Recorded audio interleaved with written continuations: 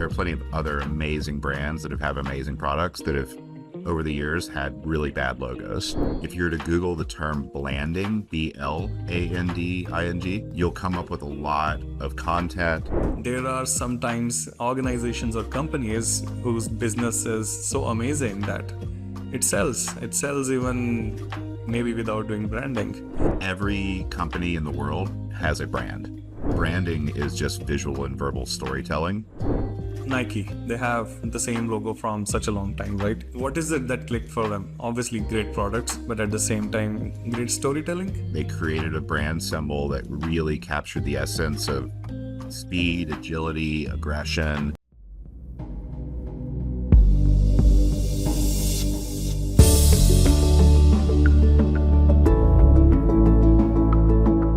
Nice to meet you. We're going to discuss about branding for startup. Can I know a bit about you? I'm Gorges. I'm the founder of Thompson Prince. Starting from the beginning of my career, I'm from North Carolina, grew up in a small town in eastern North Carolina, went to UNC Chapel Hill for undergrad, studied business. I started my firm, Thompson Prince, in June of 2018, so a little over 6 years ago. And I've been doing that ever since. And what's a little bit unique about how I run Thompson Prince is it's fully distributed. So I have no full-time employees. I have designers, developers, copywriters, strategists all over the world. And so depending on the client's need or aesthetic or industry or timeline, I kind of create a right-sized team and approach for each individual client. And that allows us to be flexible. And it also obviously allows us to avoid some of the overhead of having a full-time staff. We don't have an office. I'm not having to pay benefits for my team. And I have folks that I've worked with at this point for 6, 7, 8 years, relatively consistently. And we just, we build really flexible projects. And what we're able to do is provide really high quality, full service agency level deliverables at a speed that's closer to working with a freelancer. And at a price point that's somewhere between a freelancer and a full service agency. So I work with a lot of venture-backed, early stage, pre-seed, seed, Series A, sometimes Series B tech companies, as well as small businesses, service providers, law firms, accounting firms, etc. Amazing. So your team is majorly gig work based, right? Yeah. But I'm not going and finding my team on Upwork on a project basis. It's people that I've met through my network. I've done a few trial projects with them. And then kind of once they're ready for showtime, then, I have my team ready to pull together. But yeah, they're all working with me on a flat project rate, able to kind of work backwards, work with a client and say, hey, you're an early stage company. You've raised a small amount of funding. You need a brand. You need a logo. You need a website. And your budget is $20,000 and not a cent more. I can work with that and build the right team to be able to give them a really high quality experience within their budget. Whereas if their budget was $15K or $10K, I would have to craft a different team. And again, that's why I have some folks who are local in the US that I can meet with in person from time to time.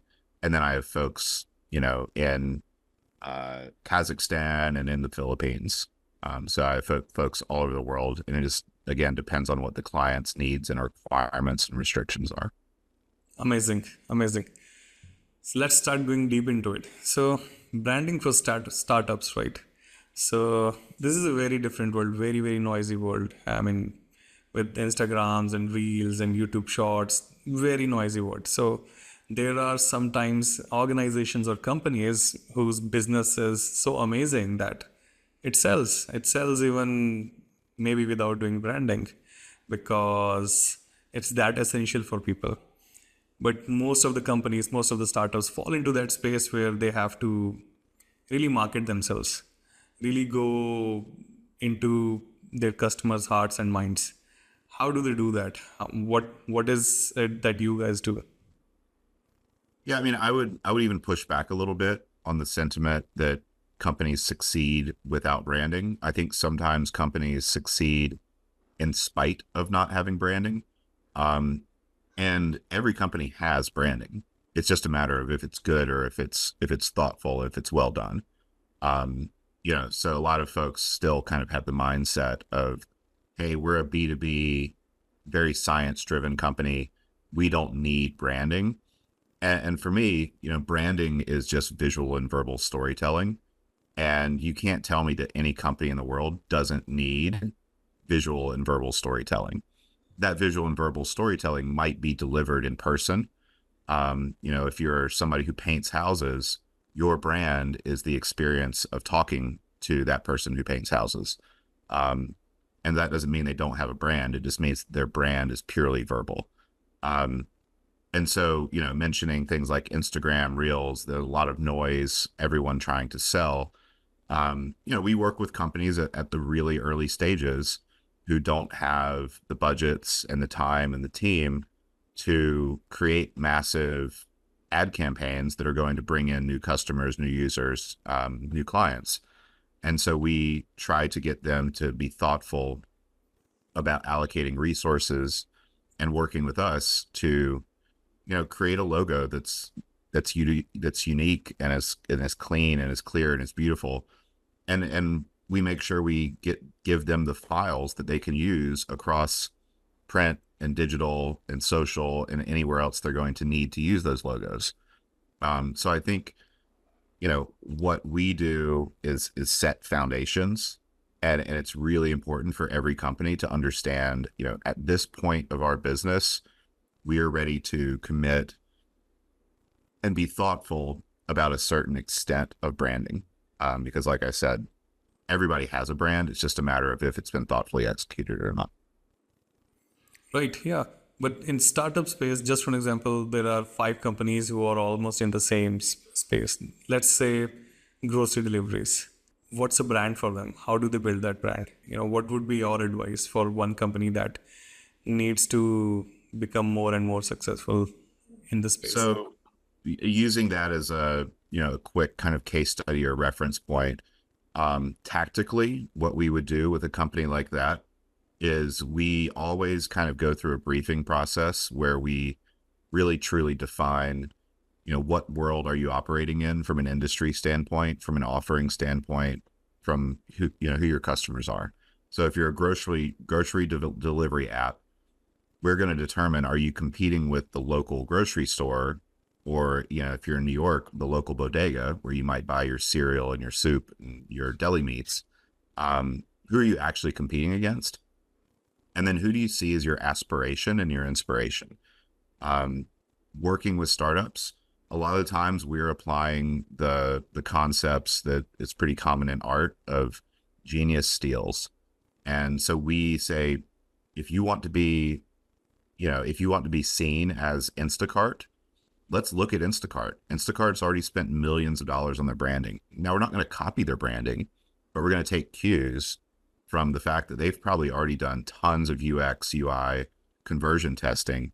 And if their website is, in the hero section, a big question followed by a bold response, maybe we come up with our own question and response for that brand. And so I think a lot of the work we do is defining that aspiration, looking at competitive space. And one thing that we always communicate with about our clients is it's a matter of fitting in, but standing out. And that's a value decision and a business decision on the client's behalf of how much they want to stand out versus how much they want to blend in with the crowd. And it's this kind of hard, seemingly ironic kind of dichotomy. But I actually saw a really good recent example with olive oil. If you look at olive oil in the grocery store, every olive oil brand basically looks the same. And some are really beautiful and some are really thoughtfully done. You can look at their packaging and it's intricate. But at the end of the day, they all feel and look the same. And a direct consumer olive oil brand, Graza, that's been really successful, has come out, and their bottle looks nothing like any other olive oil brand. It's bold, it's green, it's a bright green, not a kind of a subtle dark forest green that olive oils are usually associated with. Mm-hmm. And they made the decision that we're just not going to look like we even fit in our space. And that's a bold decision, but usually the clients that I work with, yeah, you want to look and feel, if we're working with a healthcare technology company, you want to look and feel like a healthcare technology company. Now you might use some bolder colors, you might drop some pink in here, you might have some playful illustrations, but if you're dealing in healthcare, you still want your clients and your customers to know that you are a reliable healthcare company. So it's an analysis of just looking at the spectrum of who you want to be competing against and the customers that you want to bring in. Nice. About that olive oil company, is that an old company or did they just come up and they came out with that packaging? They're a direct consumer startup. I don't know what their legacy is, but I imagine it's younger folks who had a passion for or enjoyed olive oil. But they're not, it's not a spinoff of an existing olive oil company. It's brand new. So one of the question that I always have in mind while, when branding comes in, that you give an example of Instacart. So there is Instacart, which has a legacy of maybe 7 to 8 years or maybe more. A new brand is coming up. They have in the same space and they have new operations coming up, new marketing plans coming up. You mentioned that should it be step by step? Would you dissect what Instacart did for first year or first 2 years? Then you would give that company that essence, or would you go on and say that, okay, Instacart is doing this right now and maybe let us do it right now? Because what they might have done for all those years is they might have built their brand slowly and they might have those dots which connected. From a executional marketing standpoint, you might want to look at the marketing and advertising and PR approach that company followed, because you're at an earlier stage and you don't have the resources to spend $10 million a month on digital ads. But we talk about branding. So, if you look at the evolution of Instacart's logo, they've gone through a few over the years. But a more immediate logo reference is, you can look at Apple, and you can look at what Apple was when it was founded in the late 70s or early 80s and their logo evolution. And you can look at their visual identity now.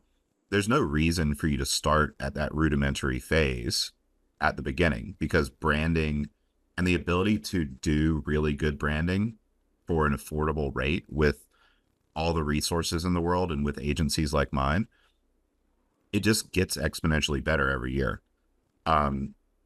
So yeah, from a branding standpoint, there's no reason to say, well, we're not ready to have branding that's beautiful, clear, unique right now. Do you need a 50-page brand guideline like Instacart has? Probably not. But can you have a logo that is as thoughtful and is as creative? Absolutely. Because the major investments that larger high growth companies take on from a branding standpoint is that deep exploration, custom illustration, custom photography, custom animations. And so you can always start with the foundations of being thoughtful about your color palette, your typography, a simple, clean UX UI for your website. You might not have the in-house team or the resources to build out the most beautiful, amazing product explainer video, but you can look at Instacart's product explainer video and take cues from that visual identity and work it into your own. Great. So next question is that Nike, they have the same logo from such a long time, right? What is it that clicked for them? Obviously great products, but at the same time, great storytelling. And what do you think about that? Well, Nike has had a few logos over the years. While the swoosh has continued, the swoosh has changed shape. And actually the Nike word mark that technically is associated with the swoosh has also changed. It used to be a serif, all lowercase typeface, and I think it used to be red at the beginning, and now it's black or white if it's used on a dark background. Um, something like that. They just nailed it. They created a brand symbol that really captured the essence of speed, agility, aggression, while still kind of being friendly and accessible. And that was just a brilliant brand mark that they designed. But their visual identity overarchingly has evolved significantly over the course of the past 20, 30 years. If you look at old Nike ads from a magazine, from Sports Illustrated in the 80s, it looks very different, despite the fact that the brand mark, the swoosh, remains. And so I think that touches on a really important point, that branding isn't just your logo. Branding is your logo, it's your visual identity, it's your color palette, it's your typography, it's how do you use patterns. Once you get to that further along state, how do you use animations? How do you use custom illustrations? What's your photography style? How do you use video? How do you use sound? And these are things that are much more on the corporate level. So we don't really touch on as much. But, since our focus here is on startups, again, we can look at a brand like Nike, see where they are today, and emulate photography styles, emulate typography. And I think it's always valuable to go into the past as well and see if there's something that we can take inspiration from, that might be a bit retro, and maybe combine those elements in an interesting way. So, Nike has had one of the more amazing brand stories over the course of its history. But it's not just the logo. I think the logo, it's talent, it's being in the right place at the right time, and it's luck. There are plenty of other amazing brands that have amazing products that have over the years had really bad logos. Mm-hmm. Like Verizon just rebranded again. They just removed their little check mark. And Verizon is, by all intents or from all measures, a huge, amazing, successful company. I'm a Verizon phone customer, and Verizon's one of the few kind of utility providers that I use that I don't get upset with on a monthly basis. But they have continued to evolve their visual identity, and sometimes they've really missed the mark. Very right. So there are paradigm shifts, the brand changes. Just for example, you mentioned about Nike's typography and the color, and Apple's evolution over the years. But now they are following the same thing from a very, very long time, which is like a minimal, clear color, just single solid color. I saw, and you must have seen logos at some times which were like very colorful, had very different depths in between them. How does the paradigm shifts? It's what happens in the society, what people like, and brands go on and have to change their identity looking at the feedback of the customers, brands like Nike and Apple. But for startups, how often should they go on and change their perception through logos or anything when there is a paradigm shift? I struggle with that a bit. Because I think companies, brands, startups should try to really be committed to who they are at the outset, while also keeping in mind who they want to be when they grow up. And a lot of brands want to follow trends in typography and color. And I don't think that does brands a great service. And this isn't just something that startups deal with. This is something large corporations deal with all the time. If you were to Google the term blanding, BLANDING, you'll come up with a lot of content.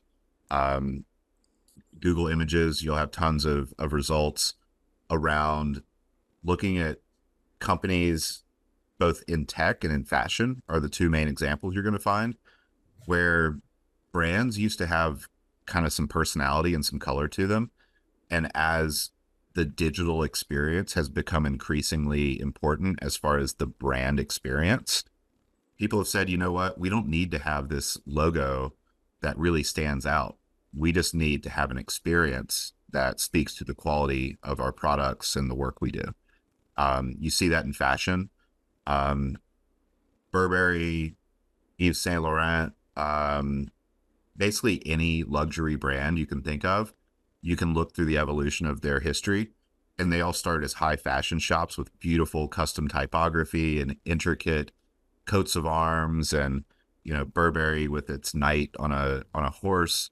And then over the last 5 to 10 years, they've all stripped them down to big, bold sans serif word marks with no symbol. You're so right. And they made those decisions not lightly. They made those decisions based on the trend and the reality of a digital world. But like, from somebody who looks at this stuff both from a business standpoint and an artistic standpoint, like, I think it kind of sucks. I think it kind of strips a lot of the personality out of these brands. And actually, within the past, I think 12 to 18 months, Burberry has actually rewound the clock, and they've re-implemented their knight on the horse, and they've re-implemented a lot of the more creative, interesting color palettes they've had, and they've re-implemented some of the typefaces that they used to use. And they're looking back and looking through their history from a brand standpoint, saying maybe we went too far, maybe we stripped out something that was really interesting about us. So I think it's always interesting to look at trends, but it's okay to not follow the trends completely. Chris, you're so right. I miss that. I miss those different personalities in brands. And it changed, yeah. 5 to 10 years ago, they all started becoming similar. They all started following the same trend. I sometimes wonder that the culprit is maybe inspiration websites, or too much getting inspiration from places like Dribble or ArtStation or maybe other places that people go to, and they started liking some people, and these influencers came up and said that this is how you should make a brand, while every brand was a very different story, very different personality. Yeah, one of the most important thing with brand is storytelling, and I just love how Nike does it. How do they motivate people? Once Steve Jobs famously mentioned that, in one of the videos where he went on and displayed the ad of Think Different to his team, that they went on and created this marketing campaign. So he mentioned that Nike sells shoes, but they don't show shoes in the ads. They motivate people to come out and have that sportsman spirit. Right. That is an amazing storytelling. Not many brands can do that. Any other examples do you think that the brands that did really, really great with storytelling, or some that really, really missed it, were really great? I think the great examples are more in corporate, and so I don't really focus as much on that anymore. Nike, the ones that are the obvious answers are Nike, Apple. Why are there so many people, millions of people, who are fiercely committed to Apple instead of other products that might be as good or better? And why are, on the other side, people so fiercely committed to Android products? It's about moving past technical specs and moving into creating a tribe and a cult of personality, or a cult of technology. And I think, you've seen it over the years with apparel. Like, luxury apparel is I think the most immediate place where value is created. Flirting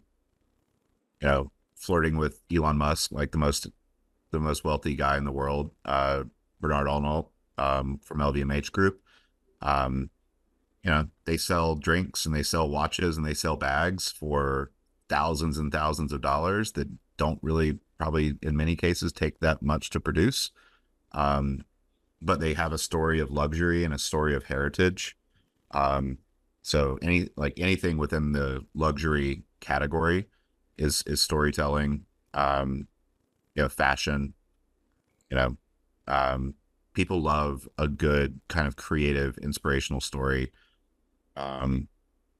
Steve Jobs had something magical about his leadership and his passion that I don't think people feel similarly inspired by Tim Cook. I think Tim Cook's a great CEO, but the story of Apple has kind of faded away, and more it's just, people are locked into the ecosystem. Um, with Nike, like Phil Knight lived it. Like Phil Knight was a runner. Phil Knight made his own shoes. Like amazing inspirational story that kind of came through the brand. Um, so it's kind of, I think it's rare. But I think if brands can kind of capture that storytelling spirit of a founder who's really doing something that's core to them, there's a lot of business value to be gained from that. But again, it's like, how do you find it? And in my case, working with startups or small businesses, every now and then I have to tell a client, I don't think this is the place or the company for this inspirational story. Like, you sell widgets. Like, let's clearly tell the story of why your widgets are better than these other widgets. Like, let's not get caught up in the fluff. Let's win. Let's win on the metrics of your product. Okay. And then I think tactically maybe you can get to that higher story. But, think about car brands. Like Ford started out as just the car, and Henry Ford said you can get it in any color you want as long as it's black, because they were really good at building a car that worked and was better than the other cars that existed at the time. And there were no other mass production cars. It's not a very inspirational story. It's just like, it's a car and it works. And now if you look at, whatever Ford's Super Bowl ads are, like, it's this story of freedom and speed and power. And, they're able to get to that point because they tactically won, as far as building a great business by just being good at building a product. Nice. What are the key elements that you could just break down for us, that if a startup is coming to you and saying that, we need to build this amazing brand and this is our story, and how would you go on? What would you build first? How should that company go on and they come to you and say that, okay, build one by one. So what should be done? So the list of stuff that we do is what I consider brand foundations. And I consider them brand foundations because they're things that you can kind of treat them as a checklist as a startup or as a business. And if you can go down that checklist and be happy with all those elements, then you're in a good place to start executing on marketing and sales. And again, I listed them off earlier, but your company name is foundational. Is your name good? Does it work? We have a whole checklist that we put names through. Do you think names matter a lot? Because there are many names which just became famous after the product started becoming successful. Well, if you put them, so we have a filter. It's probably about a 20-point checklist for naming. Mm-hmm. And if it clears most of the hurdles, linguistic, strategic, digital, legal, no name is really going to hit on all 20 of those. It's just not possible. But if it's viable and it's going to be unique and it can stand alone, there's no such thing as a good name or a bad name. There are bad names, but there aren't necessarily like Yahoo, good name, bad name, stupid name, who knows? Google, good name, bad name, stupid name, who knows? Who cares? Uber, doesn't make sense. I don't know. But if you, at the very outset of founding those companies, put them through the linguistic and the strategic checklist, they would have come out, with relatively high levels of positive check marks and very few true red flags. And so they move forward. And again, it's not just a logo. It's not just a name. It's everything else.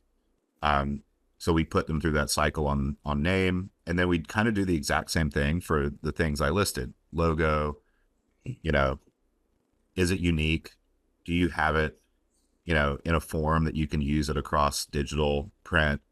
Is the version you're using on your social media cropped properly? And then moving to visual identity. Do you use consistent color palettes? Do you use consistent typography?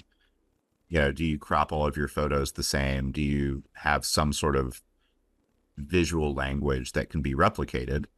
Um, Messaging and positioning, do you have, it's not as much those core kind of traditional brand strategy elements like mission, vision, values. It's more, do you just have a perspective? Do you have a business description? Do you have a positioning statement? Do you know what your core value differentiators are?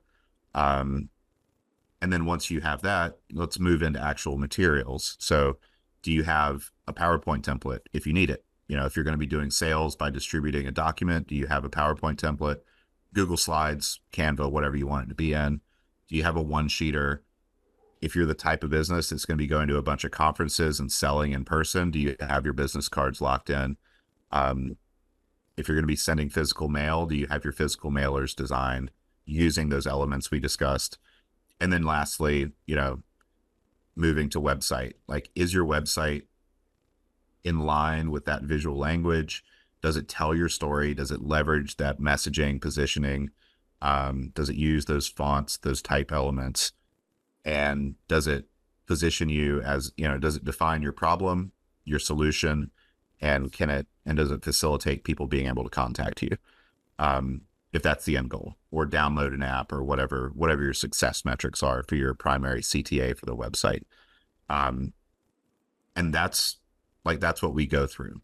Like, if you've locked those things in, I can't think of anything else that you need to have done in order to go out into the world and start selling your product. And once you have that set, your clients, your customers are going to tell you what they think you're good at. And they're going to tell you, through successes and through failures, how you need to reposition. It's kind of like sailing, just adjusting the sail based on the winds.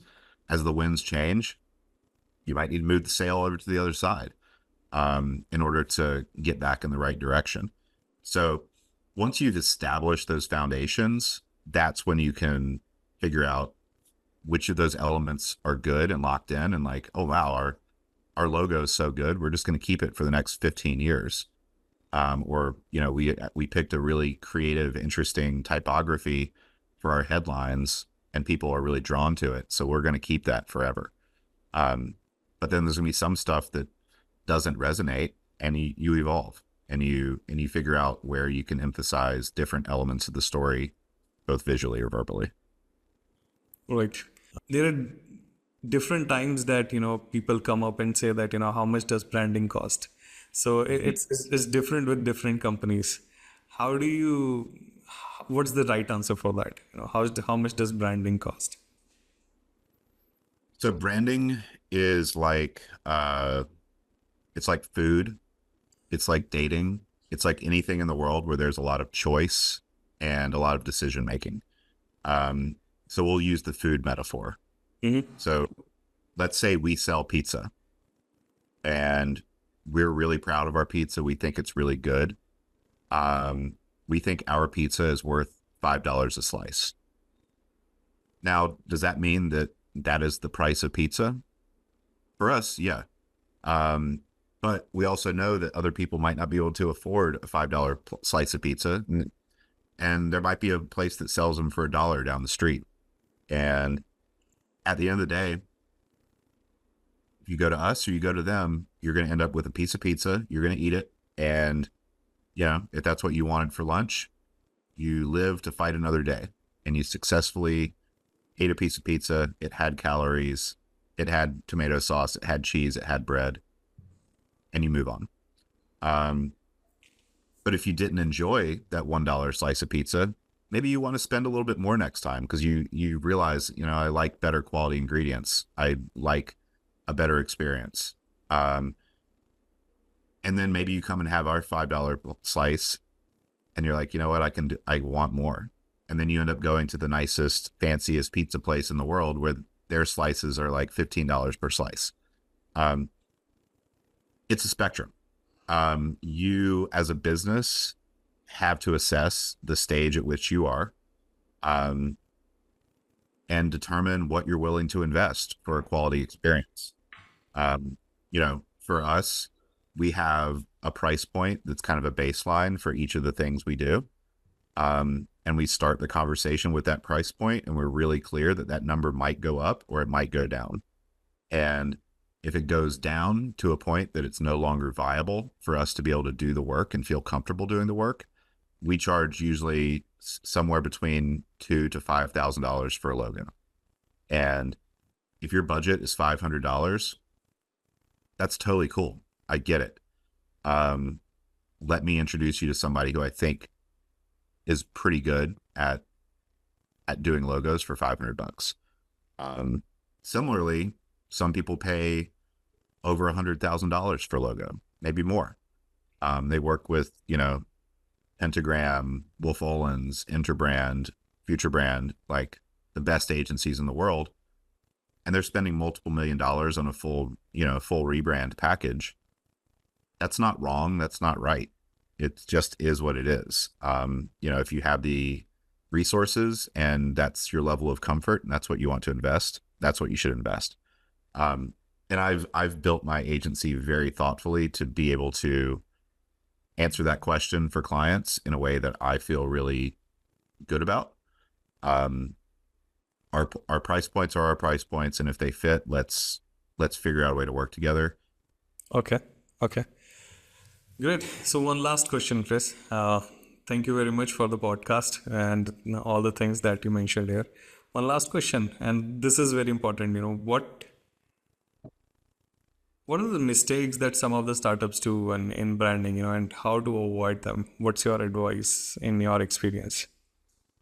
Just like, maybe your cousin or nephew would do it, or maybe AI would do it. So yeah, I think that's it. It goes back. We can go full circle to the first question. Every company in the world has a brand. And some companies' brand is a lack of brand. But if you exist and you are selling something to try to build a company to make a living, there's a brand there. And so the big mistake is thinking branding doesn't matter for me. It's not important. And even if there are certain elements that you don't explore fully or create, not thinking through the process is a mistake. I have a client who is a lawn maintenance company, and is he ever going to need a presentation template? Absolutely not. But we had the discussion because I wanted to make sure that there's no use case in which he ever might need that tool. And he was open to having that discussion, and we kind of went through the checklist. And so I think the only mistake is just not taking it seriously and not thinking that branding applies to you or to your business. I see it really most heavily with science related companies, healthcare, pharma, where the founders say, we have this great molecule and it's going to cure XYZ disease. It's like, well, if your presentation is a bunch of scientific figures and a bunch of dense language, are you going to be able to raise the funding to be able to cure that disease? Or are you failing in your brand storytelling? And is it helping you that your logo is really ugly and seems sloppy? Brand is one of those things that, it's like your handshake or how you meet people or, how you address people when you first meet them. It's the perception that people are going to hold. And you can always improve. You can always evolve that. You can always do better. You can always make a better second impression than your first was. But sometimes you'll miss your opportunities. And we do a lot of presentations for VC fundraising, and I see really, really bad decks going out to venture funding to venture capital firms. And like, you're doing yourself a disservice by not having your headers aligned properly and not having your color palette set and not having a consistent footer. So why not try to get it right at the outset? And then from an investment standpoint, if you get it right in the early days, you're going to save yourself a ton of effort and a ton of money in the future. Because if you say, oh yeah, the name of the company doesn't matter, we're just going to call it Green Apple. Like, yeah, you might be able to get by with Green Apple for now, but if you're a technology company and you reach any level of success or notoriety, good or bad, Apple's going to come at you with a cease and desist, and maybe with a lawsuit for damages. And What if like, Samsung was Green Apple? right. So I have a slide. I do a presentation for accelerators and incubators and college programs about branding for startups. And one of the first slides is just, you know, commit to branding today and save yourself time and money in the future. And it's just be thoughtful about it. You don't have to invest $1 million in the first week of your business, but at least be thinking about it and make sure it's always part of your strategic roadmap. Right, right. Thank you very much, Chris. This has been amazing. Cool. Thanks for having me.